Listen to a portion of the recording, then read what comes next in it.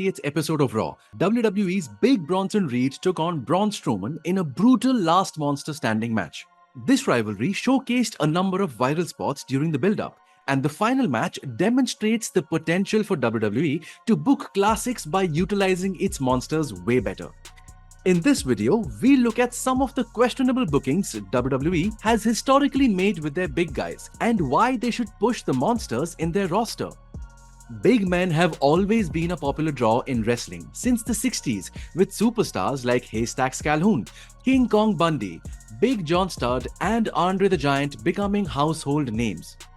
Watching these monsters in the ring, showing feats of strength by them or against them have helped create some of the most memorable moments in wrestling history.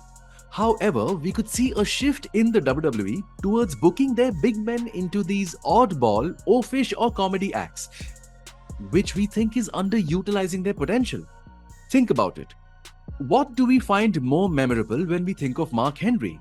His kayfabe romantic relationship with Mae Young, which ended with her getting pregnant and giving birth to a hand. Or his infamous run as the world's strongest man who was inducting each and every superstar that came across his way into the Hall of Fame. When we think of the Great Khali, do we think of his debut looking down at the 6'10" Undertaker? Or the Punjabi playboy doing kiss cam segments? Fans respond better when WWE books its monsters as monsters. We've been reminded of this more recently during the last monster standing match between Bronson Reed and Braun Strowman. Prior to this match, we could see both Bronson and Braun getting lost in the mid-card. Braun returned to Raw in April 2024 after spending almost a year recovering from a neck injury. Despite a positive response on his return, it became obvious that creative did not have a solid story to put him in. During the next few weeks, Braun was put into a series of forgettable matches with the Judgment Day, which never progressed into anything more than fillers. Bronson Reed similarly had a number of matches which did not have any story behind them to get the fans invested. We can also see these kind of bookings for Ivar, the AOP, and Otis. Weak bookings create another problem for WWE.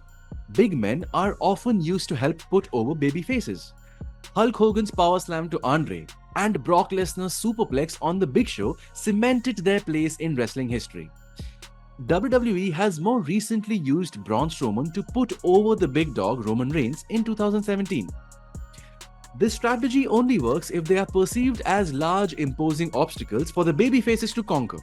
This is why Seth Rollins vs Bronson Reed now looks like a promising feud, while Seth Rollins vs Otis sounds like a booking for a dark match. Wrestling today utilizes social media as a big part of their media strategy, and what really does well online are viral spots.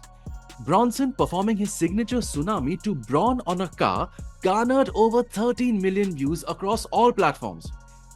This feud also had Bronson chucking a fan, a Death Valley driver through 2 tables, and a superplex that broke the ring.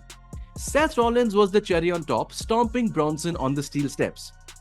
The ring break is cliche now, and it's clearly outlived its purpose. But creative spots like throwing a fan, especially done by larger men, helps create viral clippable moments. WWE today is in a very unique position with respect to its monsters. A lot of the monsters on the roster today show the athleticism of cruiserweights packaged as big sweaty men. Ivar's springboard crossbody and Doomsault are a thing of beauty. NXT's Obafemi could also be a dominant force once he's called up to the main roster. The last monster standing match, which was hyped as a King Kong vs Godzilla style showdown, was a modern day clash of titans. Since there are reports of Braun Strowman injuring his groin during the match, we think WWE should definitely try to add some more monsters to their active storylines. What do you think?